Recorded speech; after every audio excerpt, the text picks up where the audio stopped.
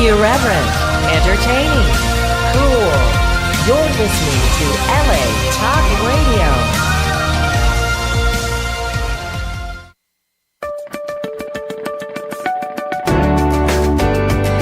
You're listening to Answers for the Family with Alan Cardoza and Matt Polachek, only on LA Talk Radio. Hello, listeners, and welcome to another edition of Answers for the Family. I'm your co-host, Dr. Matt Polachek. Every Monday from 11 a.m. to noon Pacific Time, this show will bring you special guests that can inspire, educate, and entertain, while bringing answers and options to raising children today and in our constantly changing future. Answers with the Family will address issues such as locating your runaway teen, family crisis intervention, building self-esteem, or dealing with addictions. As I'm sure many of you expected to hear Alan's voice this morning, we are reminded of the reality of what he does when he's not on the air. As a licensed private investigator and crisis interventionist, he gets calls and he has to respond quickly, be it a locating runaway teen, escorting a teen to a specialized program, or retrieving an abducted child. Now, I spoke with Alan yesterday and learned that he has been asked to locate a runaway girl being exploited by a prostitution ring. Of course, we wish him the most success in rescuing this child.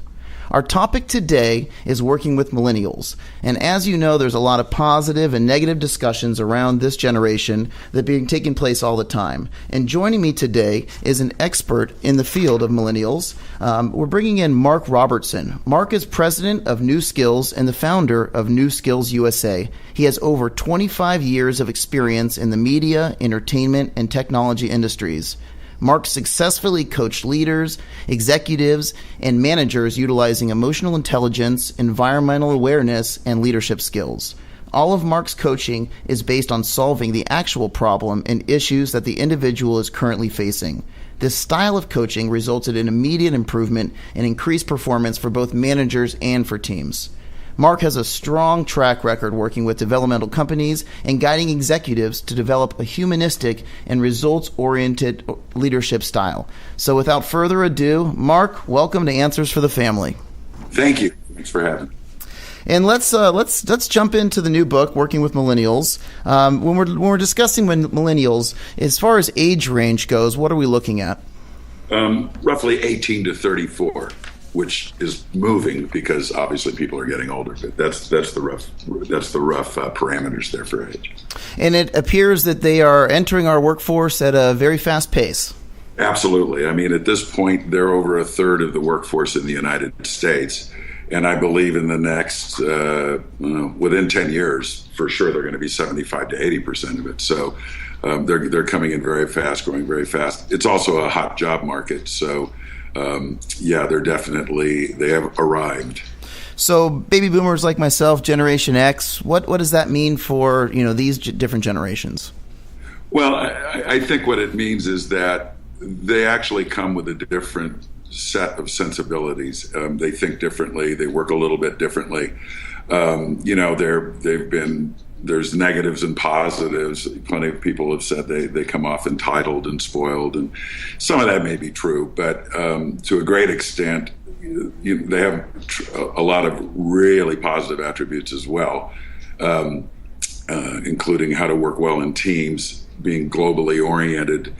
And, probably the greatest aspect of this generation, I think, is the fact that they respect people. They really have a tendency to respect people right out of the gate. They don't like being judged. They don't like being judgmental themselves. So they have a different way of thinking about that. And I think Gen Xers and Boomer managers especially have to take that into consideration quickly, unless they want to get on, the bad side of them. And it sounds to me like what you're saying is that there's some stereotypes about, entitlement issues and whatnot. There's actually a lot of positive attributes. The team thing kind of jumped out at me. Right. Yeah, here's an interesting thing that kind of goes across the board, which is boomers, maybe Gen Xers, but definitely boomers, my being a boomer, grew up kind of looking at the problems that had been created or our parents had experienced, whether it be in society or, personally in work. And Part of our MO was to try and fix that or correct those issues or problems, i.e. way back when, the Vietnam War, so on and so forth. Today's generation, the millennial generation, what I've found to be true is they're not really interested in fixing problems that have been created by someone else. They're more interested in doing it their own way within their own group, from scratch and doing it better, which I think is really interesting, very different. And based on that, they do work really well in teams. And in most of the companies I've coached at, I've found that when they naturally congregate and work as a team, and there's a lot less of the me, if you will, within a work group, trying to get credit or take credit for stuff, that kind of stuff. So they automatically kind of come with that. So they definitely have that attribute. And for us, from different generations, when we're starting to approach them, and in my line of work, I think of a lot of millennials are obviously coming through the job interview process and being hired. Is there specific communication skills to communicate with them, or certain things that you would recommend people asking in interviews and whatnot? Yeah, definitely. That's a loaded question, I know. Yeah, I know. And hopefully I won't aggravate too many people with the answer. But they have different concerns about work than older workers have in the past. They do want to know what they're going to be doing. They do want to know that it's going to be taking them somewhere. There's some sort of path with that. And they have certain specific expectations. I remember when I started working, and probably when you started working, you got near something you wanted to do, you got a job, and you wanted to just land the job, and then you'd take it from there. You'd work really hard, you'd figure it out, you'd learn, you try to become valuable and try and move up. They want to know more of that up front before they invest. And many times that can come off as like, who do you think you are? Them coming off as being entitled, when actually I think those expectations are realistic. So, and healthy for the organization. I'm sorry, say that again. And I would say, creating that is healthier for the organization. Totally, because one of the things that I always tell people to do is if there's a specific job they're going after, to ask them what they think that job requires. I'm sure they've already read the job description, so on and so forth. But I think it's very important to do that because they're going to have a certain expectation of what they think it will require. It could be unrealistic. It could be realistic. We don't know. But if you don't ask that question, you won't know. And by doing that, then you're able to actually have an interview process that is more realistically based. And you can tell them what it will require and if they're willing to do it, how many hours it will take, what their level of commitment is expected to be. You can get all of that cleared up in advance, and also what they want to do and what they know how to do already. And that can save a company an awful lot of money and time. Yeah, it's almost like the entitlement is more just having good expectations, and it's our responsibility as the people hiring to provide a job description and a realistic expectation, because that's where it become. I think maybe on our end we're considering them entitled if they're not willing to do things, but if we didn't present them up front, then part of us, there's some accountability on both ends, I think. Absolutely. I coach on both ends, obviously. I coach a lot of boomer managers and older managers. And,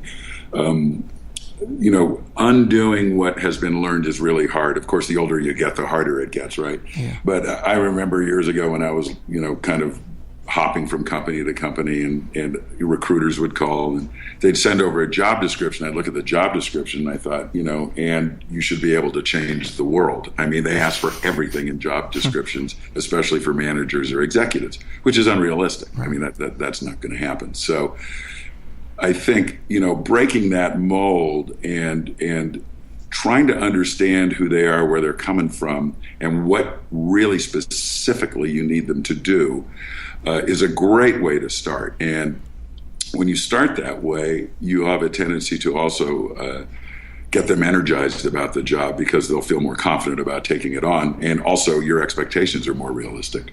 Yeah, I really like that. And we sort of touched on it kind of inherently in what we were saying, what not to do with millennials. Is there any other kind of tips that come up for you that are just no-nos? Well, Yeah. We'll have a tendency when we get to know people, especially if you're older, we'll rib each other, we'll call each other names now and then. Yeah. And, that was a dumb thing to do or that kind of stuff. And kind of teasing, kind of half serious, that kind of thing, And if you're an older manager, that tends to happen quite a bit. And I can tell you over and over again, the amount of millennials I've coached that have really been upset about that. Again, back to the respect issue. You can critique the work all day long. You can show them a better way to do it. You can be very firm about them making a mistake. But that's the work. If you critique them as individuals or you put other people down in front of them, you're in for a real rough ride. And I've seen that with my own eyes. I've actually seen it. I have a description of it in the book, a little case study there where someone made a big mistake within an engineering group of young millennials. And it was like a $5 million mistake, so it wasn't anything small. And their manager, who was 45 years old, caught the mistake. And, and the other team members were a little perturbed at the guy as well, obviously. And thankfully they caught the mistake before they did the test and spent the money. But what happened was the boomer manager started critiquing the guy, how he made his mistakes. And then he started critiquing him as a worker and as a person. Irresponsible. You're I can never trust you. How could, he actually called him a jerk at one point. And all of a sudden, right in front of my eyes, I watched the entire team turn against their boss, just like that, even though the guy had made the mistake. And one of them even came out and said, I won't repeat the name on the air, but, called the manager, telling him he was being more than a jerk by doing that. I was just astounded. I just happened to be sitting nearby. And, they even put their jobs on the line with that one. And ultimately that 45-year-old ended up being coached by me. Yeah. But there's an example of that. They'll circle the wagons, protect. Yeah, it's fascinating because the old grumpy part of me says, we're too PC and too worried about yada, yada, yada. But really when I sit and think about it, the more kind of evolved place of myself says that these changes and these kind of concepts you're talking about actually make us better people and actually are healthier for the environment to pay more attention to these kind of specifics. Even more than that. In everything that I've been coaching over these years and, trying to develop emotional intelligence in leaders and managers, because now there's really very few places where you can go and learn it. We develop simple techniques, problem solving, being compassionate with someone who's having a tough time. And there are 3 or 4 steps, and it's very simple. The point being, though, when you do it over and over again, you develop the emotional intelligence in working with a variety of different people. But more importantly than that is there isn't one thing that we've been training people on that does not affect the bottom line. So everything you just said actually affects the profitability of a company in a major way. Wow. And let me take you through a couple of the issues there. One is, first off, if someone's unhappy, and I don't care what age they are, the generation really doesn't matter, but if someone is having difficulty at work or unhappy or they're feeling that they're being mistreated, I can guarantee you they're not putting 100% into their work. We kind of made this thing up called the 60-40 rule, which is they're probably spending 60% of their time working, getting by, and 40% of their time either being unhappy and complaining or looking for another job. Yeah. Meanwhile, you're still paying them 100% of their salary. So, from a financial standpoint, that's a pretty big negative. And, another aspect to that is when people aren't communicating with each other and they're holding back information or they feel threatened in a political environment where, people may be gunning for you or someone kind of does you wrong, and no one steps in to try and fix that or deal with it, you'll have a lot of times where one group won't communicate with another group. They won't let them know something because they're actually feeling resentment towards them.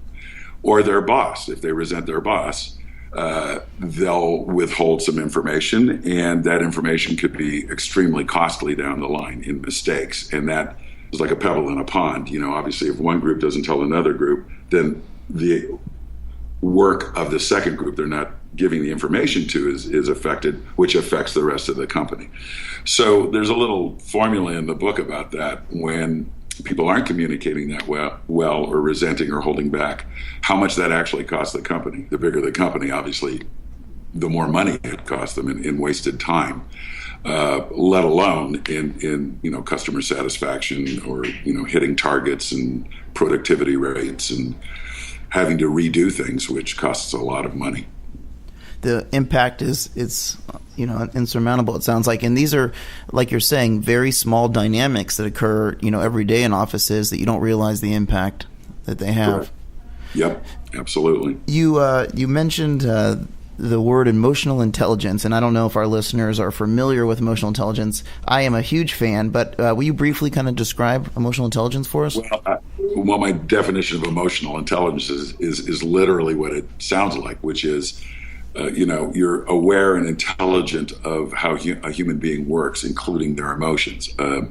What triggers them to behave in different ways, what they care about, what they're maybe sensitive about, or if they're hurt, if they're angry.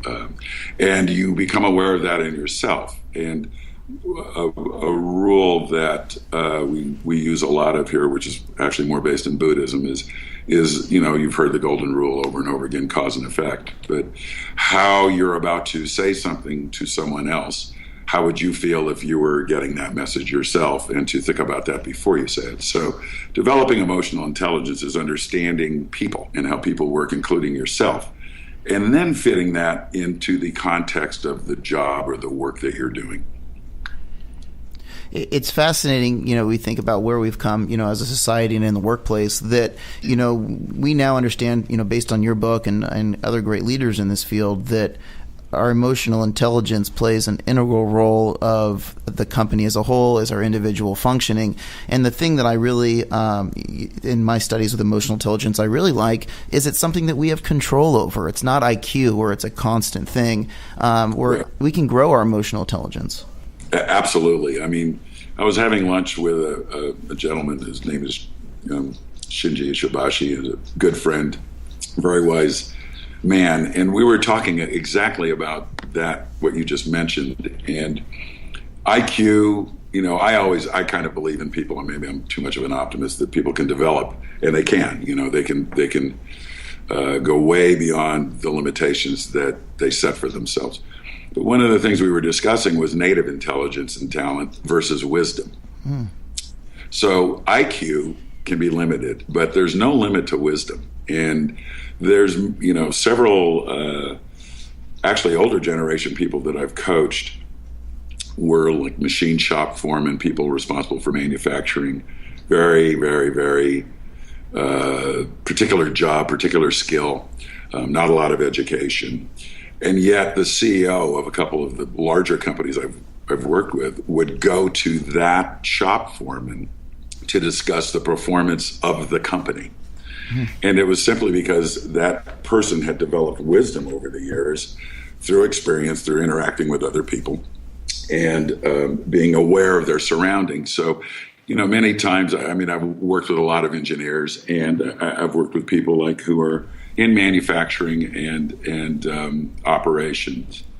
And many times I have found that the people in manufacturing and operations, their ability to intuit things is greater than the people who with several degrees, MBAs, PhDs, and so their awareness is actually more refined and sharper.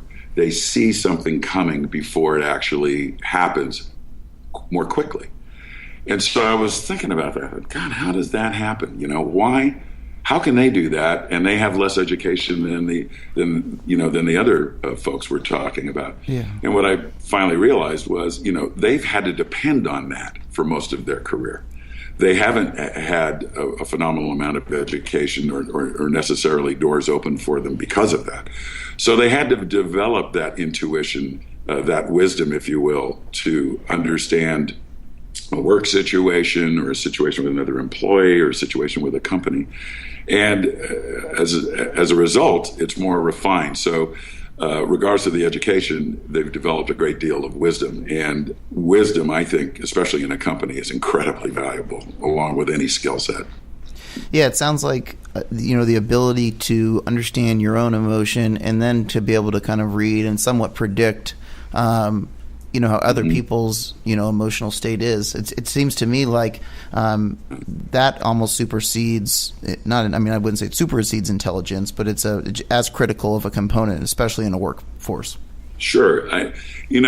I'm sure you've worked with plenty of people who are wicked smart, highly educated, very skillful. And that can be in a variety of different industries. I've worked in the entertainment industry and aerospace and technology, and I've seen it across the board. But if they don't have the ability to understand what's going on with the people around them, it's amazing how little they get done. And also their influence on people can end up negative or not positive, not being able to lead and drive things forward. Another aspect of that would be, as I say it in the book, there are a lot of good managers out there, people who can get things organized, understand project management, understand how long things take, what it'll cost, good with budgets, understand what vendors need to supply. And they're excellent at managing. And then when something goes south with someone working on a team or another individual or executive they're working with, they have a lot of trouble handling it. They have the management skills, but they don't have the leadership skills. And they haven't over time developed that emotional intelligence that enables them to handle a real problem with another human being. Back to, if someone's unhappy and or complaining about something or feels that they're getting screwed or they've been lied to, you're not going to get great performance out of them. And that's really where a leader steps in. Hence, that CEO talking to that shop foreman and bypassing his vice president, who was above the shop foreman, and the director, who was above the shop foreman. And you would feel, intervention-wise, that workforces. I know that your history has spanned from, like you're saying, entertainment to big business. Do you feel that teaching emotional intelligence, even at the floor level to the top level, as far as trainings and in the workforce, would be highly beneficial? Absolutely. I think that culture is developed a couple of ways. So if the leaders of a company decide to take responsibility for the culture of a company versus, and I mean going past just giving a mission statement, that kind of thing, but actually spend a lot of time on developing a specific type of culture, they'll have some control over it. If they don't do that, the workers or the people working at the company themselves, including the customers, will start to create the culture of that company, and it can end up being a negative one. So how you start, another Buddhist phrase is, how you start is how you're going to finish, right? So investing in people when you onboard them, regardless of the level that they're coming in at, is really, a sound financial thing to do. Churn itself, which is, people leaving a company, staying for 2 years, which is kind of turned into the average now, and then leaving, is, phenomenally expensive. Recruiting takes not only hiring people to recruit, but time to interview, then, after you do that, you've got the position still needs to be filled, so the work usually isn't being done, or at least not being done to the capacity that it should be being done. And all that time mounts up and becomes money, and then hiring someone new that you don't know, you really don't have any idea of how it's going to work out till they're in there. Whereas if you invested in someone from day one, you build, that kind of loyalty and trust, and also where they're at, what they can do, what their capacity is to learn and grow, and what you should be investing in them in the future so they can do more for that company. An interesting statistic, and it really is around trust and the trust between employees and the management of a company, or ownership of a company. A lot of millennials saw their parents go through 2008 and that downturn, and they saw how companies have a tendency to treat people when things get rough. And, Right. I've been on the other end of that, where I've been running a company and that's happened. And I understand there's no easy solution to it. But how their parents were treated and cut loose, and, no one seemed to care, and there was no loyalty from the company, that really stuck with them. And many times when I've been coaching them, I hear that come up over and over again, that they really don't trust. And here's an interesting statistic. 40% of boomers feel that they can trust other people automatically. 19% Wow. of millennials feel they can trust people automatically. Wow. So, that tells you a lot right there. I mean, that's a staggering statistic. That's incredible. We've got so much more. We've got listener questions coming through. So if you don't mind, Mark, I am going to ask you to hang on the line. We're going to take a quick break, and we will be back soon. Thank you. Okay, great. Sure. Founded over 25 years ago to meet the needs of families in crisis, West Shield specializes in resolving adolescent issues that negatively impact the family. From preteen to young adult, we are experienced and qualified to help. We offer solutions which include referrals to a network of top professionals internationally that we work very closely with in the fields of educational consulting, psychology, and psychiatry. Our in-home crisis intervention care program helps to stabilize families and bring effective resolution. We are supported by our licensed investigation company that enables us to offer legal and expert services for locating runaway teens and more. Our therapeutic transportation services help to ensure that adolescents in crisis are safely provided transportation to specialized schools and programs with unmatched experience and success. Simply put, West Shield Adolescent Services is the best solution when your family is facing personal crisis. Call 1-800-899-8585 and let us help you.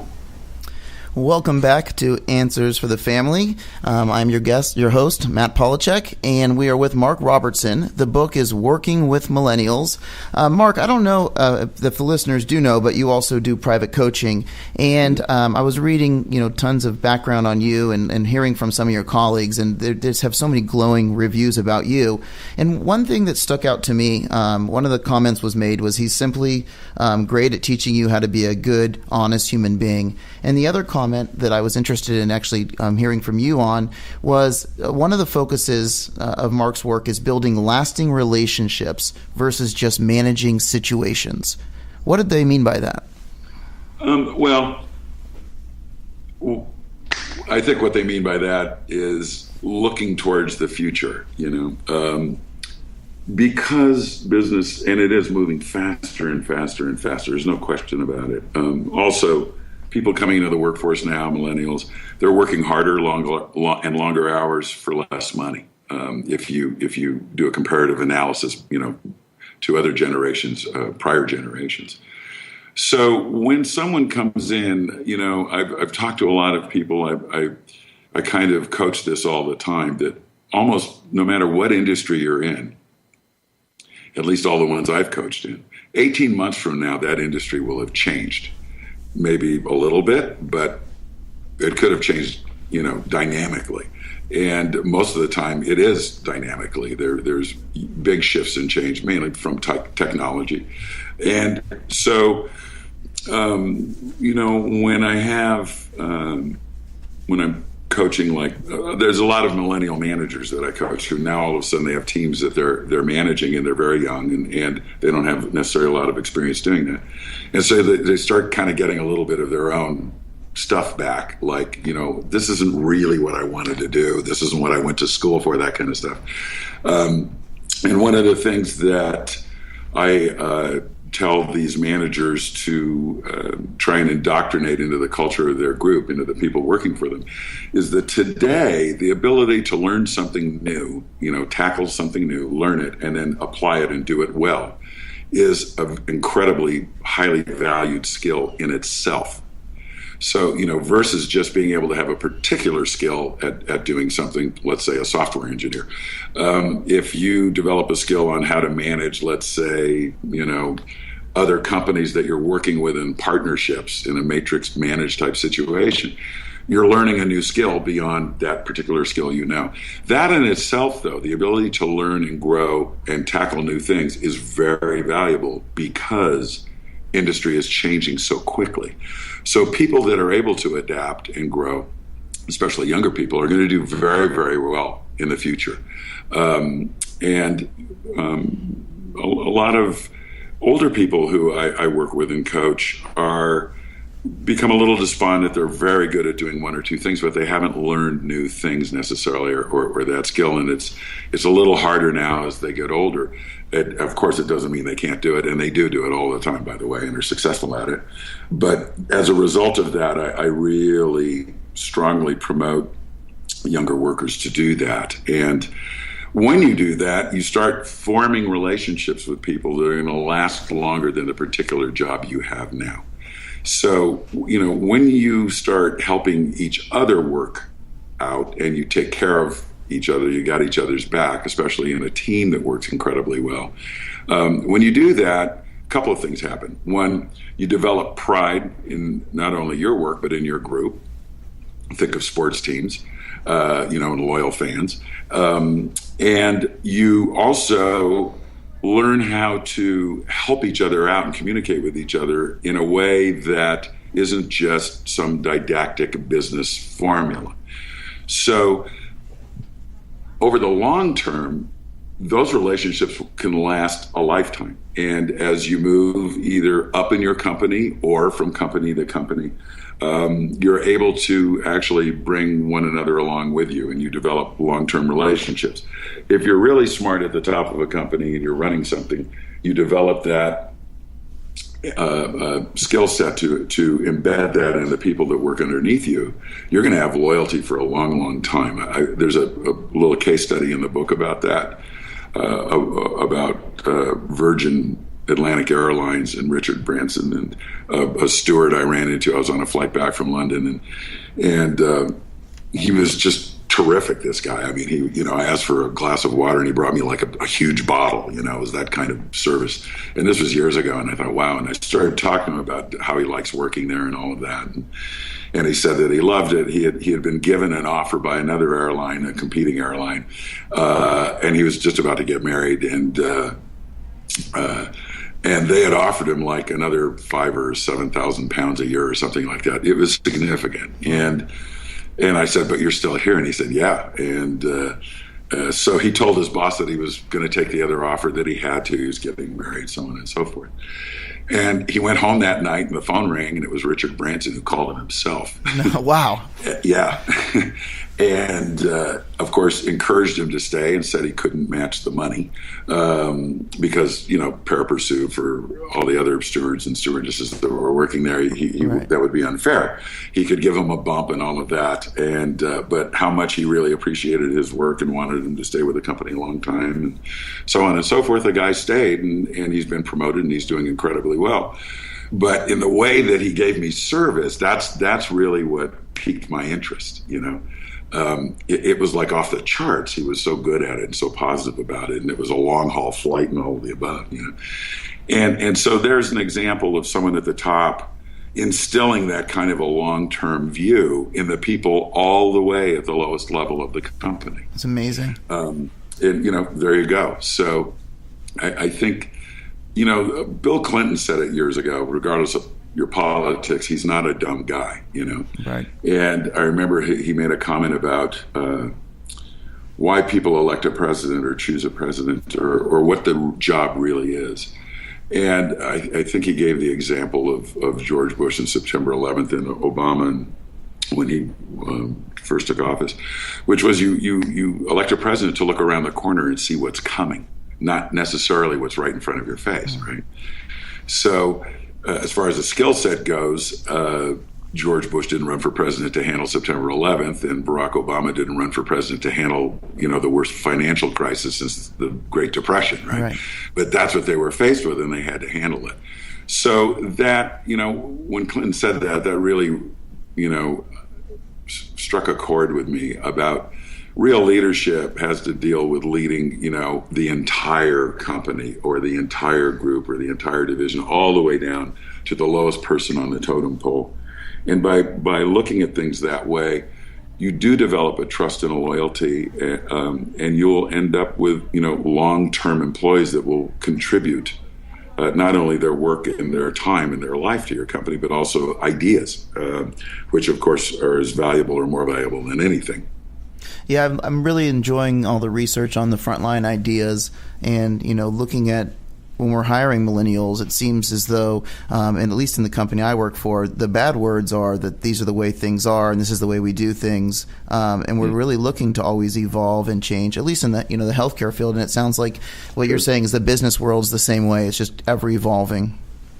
Oh, absolutely. I mean, you can look at some huge companies that were around that are no longer huge. Eastman Kodak, there's a variety of them out there. If they didn't adapt, and because they didn't adapt, they got hit really hard. And the same applies with getting this generation on board. And I'll tell you something, and I've experienced it firsthand. I started in the entertainment business and production and stuff like that. And you do work long hours, and it's tough, and they kind of call it the baptism of fire and all of that. And so, it's tough. You put your time in and you get going. But the millennials, aged workers that I've coached, especially the engineers and people at companies like, SpaceX, Hulu, companies, kind of young growing companies that are changing the world in my book. The hours that they put in, the amount of time they put in, their commitment to their work is off the charts. And, I've said this a million times, and the studies prove it out. The number one reason people work isn't for money. I mean, unless they're starving, of course, then they are going to work for money. But the number one reason is for acknowledgement and accomplishment. So millennials are very concerned about contributing in their work. You spend a great deal of your life working, and then a great deal of your life sleeping, and then there's a little bit of time in between where you can hopefully have some fun. So you better enjoy the work part, and it better mean something to you. And that's something that's really ingrained in them. They're very passionate about it. And when you get them on track, when whatever the bumps in the road are initially, and you may feel they come off entitled and spoiled and so on and so forth. If you really are the adult in the room and you look past that and try and help them and gain their trust, you can get performance out of them that's really...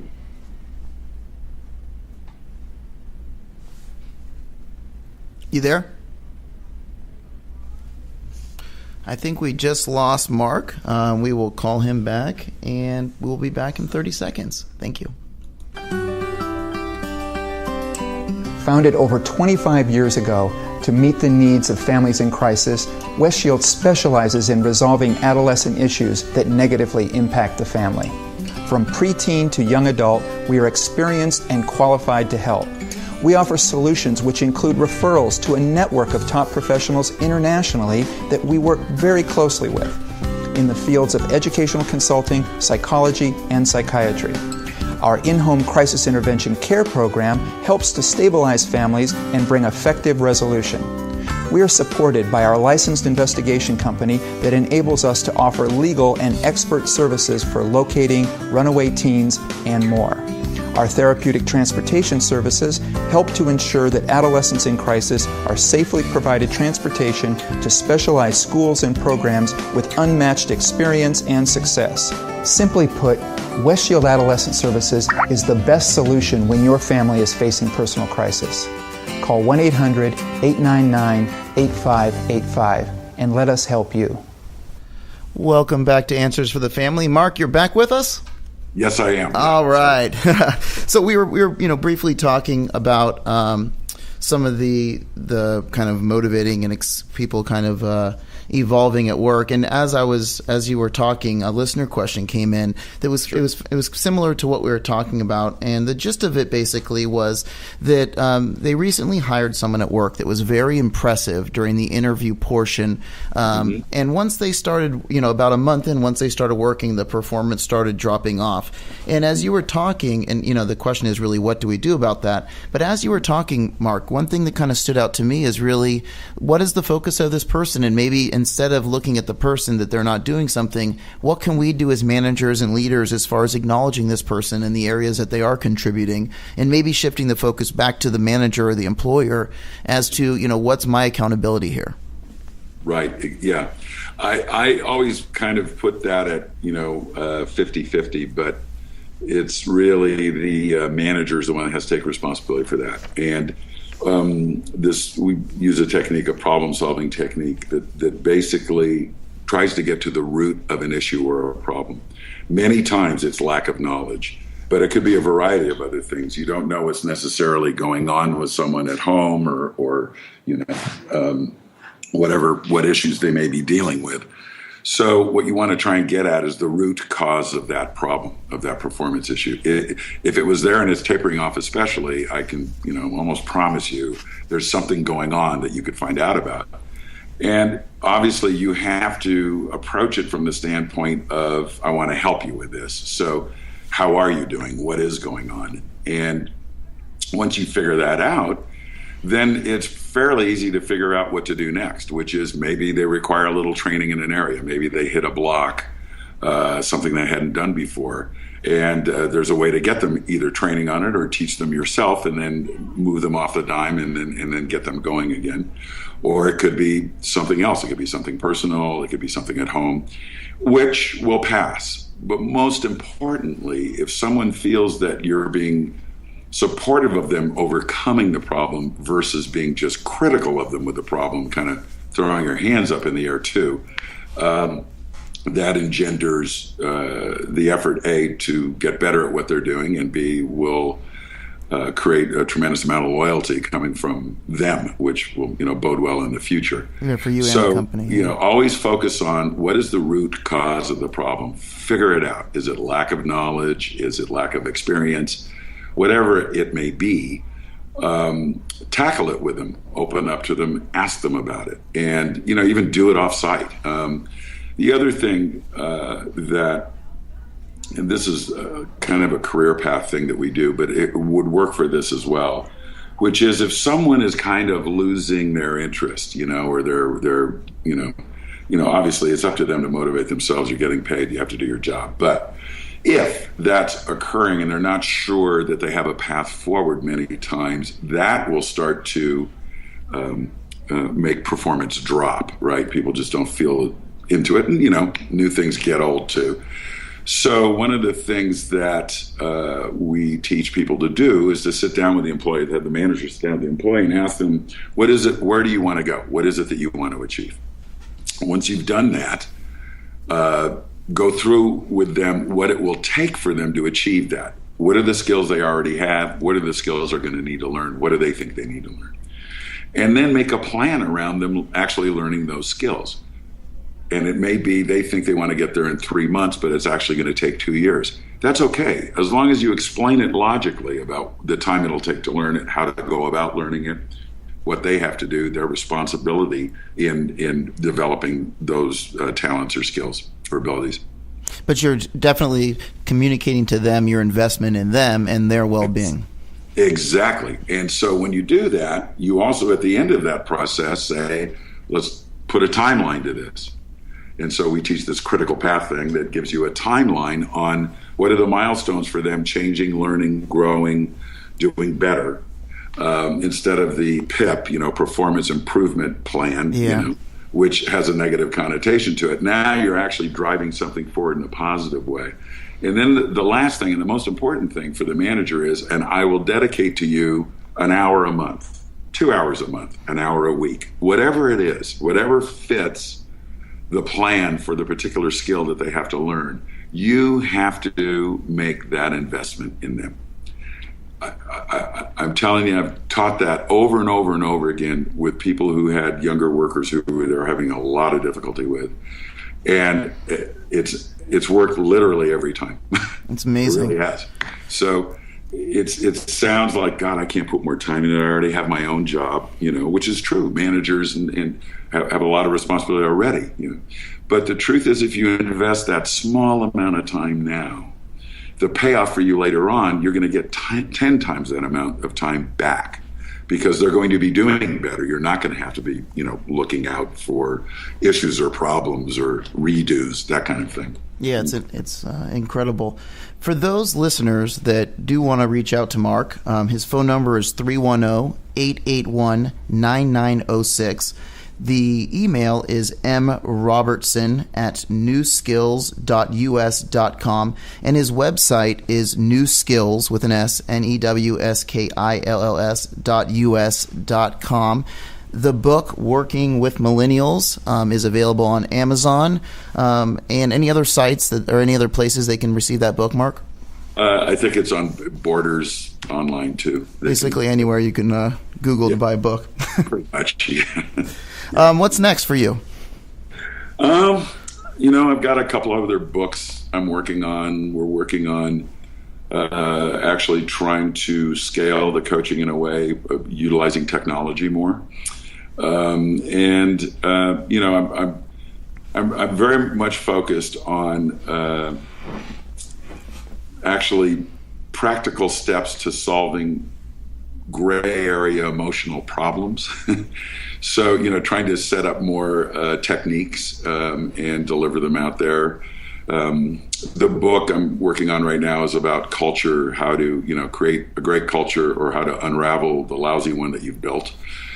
Because I think that has a lot to do with, everything at work, obviously. And culture is such an important thing. I mean, there's companies that were doing really well, but it leaked out there in public that, it was a tough place to work. They didn't treat you well or something like that. And all of a sudden, very difficult to hire new people. So I'm very focused on this culture thing. I think that and I know you can set it up correctly and create a vibrant culture that will go on for years and years and years, that people really enjoy going to work and being there.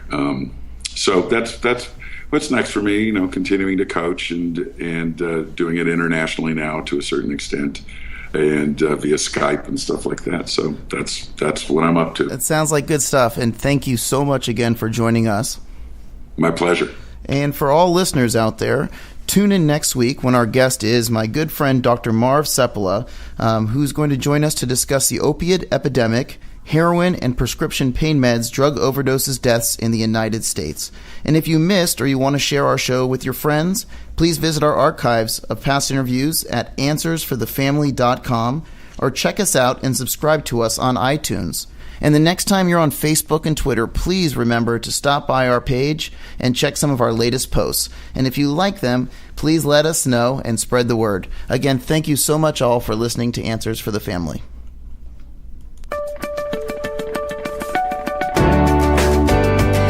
You're listening to Answers for the Family with Alan Cardoza and Matt Polachek, only on LA Talk Radio.